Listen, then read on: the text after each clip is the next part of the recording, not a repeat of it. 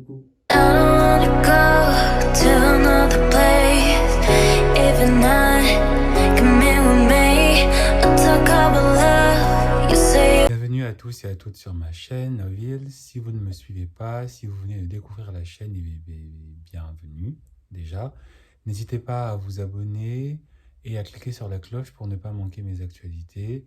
Et surtout, n'hésitez pas aussi à me suivre sur mes réseaux, mes autres réseaux, sur Instagram et sur TikTok. Aujourd'hui, le sujet du jour est tout simplement que si tu es en couple avec une personne, tu dois maîtriser ses insécurités et lui doit maîtriser les tiennes.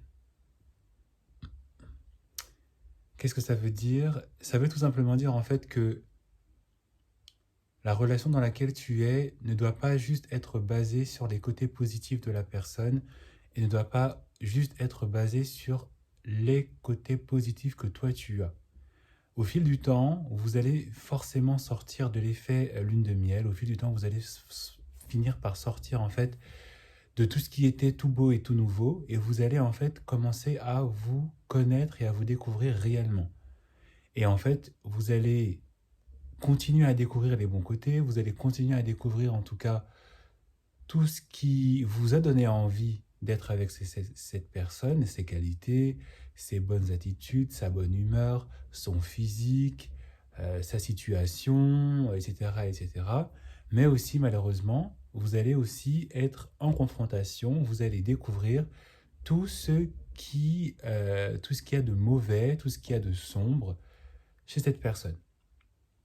Et en fait, c'est très intéressant et très important d'en être conscient parce que beaucoup de personnes rentrent en couple en ne se basant que sur le fait que tout sera beau et magnifique. Malgré le temps, malgré les années, malgré aussi l'évolution de la relation, beaucoup de personnes ne se basent que sur le fait que la relation sera parfaite et que voilà. Alors que pas du tout. Il est important de connaître les insécurités de la personne que vous avez en face. Comme c'est aussi important que l'autre les connaisse. Alors, je dis pas qu'il faut je ne dis pas qu'il faut le dire.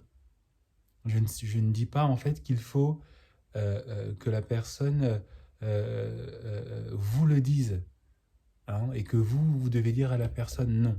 Mais je veux dire que c'est important d'être conscient du fait que vous allez être en confrontation aussi avec ses côtés sombres, avec ses peurs, avec ses craintes, avec ses doutes, avec ses mauvais jours. Et vous êtes censé et vous devez automatiquement rester toujours dans un état de contrôle et de force parce que ce sont dans ces moments-là, en fait, que la valeur de votre couple sera mise à l'épreuve. C'est à ces moments-là, en fait, que votre couple et que votre partenaire pourra savoir s'il, entre guillemets, peut vous faire confiance. Comme lorsque vous, lorsque vous allez forcément être vous aussi dans un état pas très positif, que vous allez être dans le mal, que vous allez avoir des craintes, des peurs, c'est là où forcément la valeur de votre partenaire sera mise en jeu parce que l'intérêt de son intérêt pour vous doit aussi se manifester lorsque tout va mal. Et en fait, pourquoi est-ce que je dis ça? Pourquoi est-ce que je parle du fait qu'il est important de maîtriser les insécurités de son partenaire? Parce que, en fait, c'est là où l'amour et l'intérêt que vous avez pour la personne ne doit pas et ne doit plus être juste un amour émotif. Il doit être aussi rationnel. Pourquoi? Parce que, notamment les filles, les femmes, beaucoup d'entre elles n'aiment que de manière émotive, que de manière vraiment sentimentale. Et lorsqu'il faut switcher votre amour pour agir de manière purement rationnelle, c'est un peu compliqué, il n'y a plus personne, et en fait, parfois c'est l'hécatombe et on arrive à des dramas comme on a déjà connu. Je dis ça parce que, en fait, le plus grand problème, voilà, le plus grand problème, la plus grande insécurité qui est répandue chez les hommes, c'est l'estime de soi. Beaucoup d'hommes n'ont pas une bonne estime de soi. Beaucoup d'hommes souffrent d'un manque d'amour-propre. Et en fait, c'est ça qui va créer et provoquer chez eux des insécurités et qui va créer chez eux aussi des comportements divergents, des comportements toxiques. Et en fait, du coup, si vous n'êtes pas consciente, mesdames, que votre partenaire, il y aura des jours où son estime de soi sera au rapapla, eh bien, vous n'allez pas en fait être à mesure de comprendre le pourquoi du comment de son comportement. C'est pourquoi beaucoup d'hommes trompent. C'est pourquoi beaucoup d'hommes ghostent. C'est pourquoi beaucoup d'hommes sont parfois évitants. C'est pourquoi beaucoup d'hommes projettent de la négativité sur leurs partenaires et sur les femmes en général. Hein. C'est parce qu'ils n'ont pas grandi avec cette notion de construire et de solidifier leur confiance en eux, et donc de pouvoir être à mesure d'affronter les coups durs de la vie, d'affronter aussi le jour où le moral est à plat, et de ne pas en fait rechercher de la production de dopamine ailleurs. Et je parle notamment de la tromperie, c'est qu'en fait beaucoup d'hommes quand ils vous trompent, c'est parce que ils estiment que vous n'êtes plus la source de leur bonheur en termes de production de dopamine, et donc ils vont rechercher ailleurs cette production de dopamine auprès d'un nouveau partenaire, l'effet tout beau tout nouveau. Et aussi l'excitation de la tromperie, le côté un peu bad boy où je fais quelque chose de mal. Et donc voilà, ça leur donne cette impression de trouver ou de retrouver une forme de virilité qui ne s'est pas perdue avec vous, mais qui avait un tout petit peu diminué et qui n'était plus ou pas stimulée. Et donc, ça c'est un exemple que je donne, mais c'est vraiment très très important d'en être conscient parce que ça va en fait vous permettre de comprendre pourquoi est-ce que votre partenaire se comporte comme ça, pourquoi est-ce que des jours il est irascible, pourquoi est-ce que des jours il va être un peu mollasson, pourquoi des jours il va être pas du tout présent, pourquoi est-ce que des jours aussi, bah, vous allez voir que votre partenaire, bah, il est content, il est présent, il est confiant. Parce que justement, ce sont des jours qui seront bons pour lui. Pareil pour mesdames. C'est tout simplement le fait que euh, elle n'est pas capable, enfin, beaucoup de femmes en tout cas, ont cette envie, ce besoin en fait de... C'est en partie aussi dû par rapport à leur éducation, chez l'éducation de la femme en général, c'est le fait que beaucoup de femmes euh, euh, ont toujours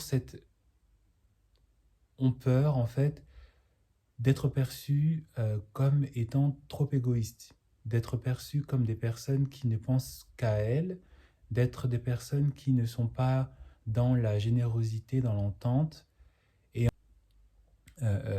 dans un couple, vous allez toujours avoir cette impression que, en général, la femme, c'est celle qui va toujours tendre la main vers l'autre, même quand l'autre n'en a pas forcément besoin, ou même quand l'autre lui a clairement montré qu'il n'était pas bon pour elle, elle va toujours, de par l'éducation, etc., elle peut toujours en tout cas tendre vers ce côté où elle doit comprendre, elle doit pardonner, elle doit essayer en tout cas de, voilà, d'accepter la situation et de toujours se contenter de ce qu'on lui donne.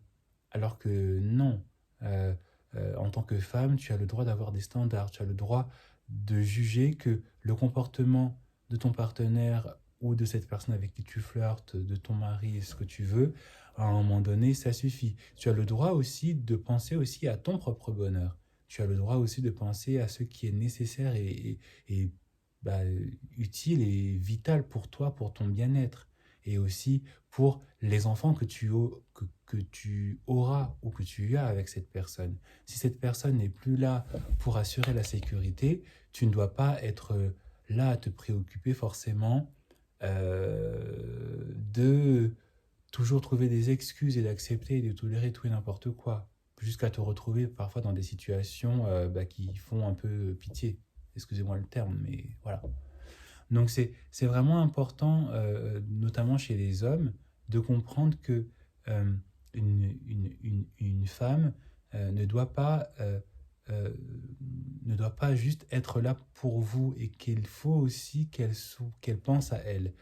Et c'est aussi important aux hommes de rappeler parfois à ces femmes qu'il faut qu'elles soient un peu plus conscientes euh, d'une bonne forme d'égoïsme, mais une bonne forme d'égoïsme. Et c'est pour ça que beaucoup d'hommes, pour ceux qui ont compris ça, vous avez des hommes qui font des cadeaux à leurs femmes, des hommes qui donnent de l'argent, des hommes qui assurent l'entretien de leurs femmes, au niveau de la beauté, du soin capillaire, maquillage, les ongles, etc. Et ça, c'est un standard que beaucoup de femmes parfois négligent, oublient, parce que justement, euh, comme il faut qu'elle paraisse toujours bien, qu'il faut qu'elle paraisse toujours dans la compréhension gentille, adéquate, elle se sacrifie pour l'autre.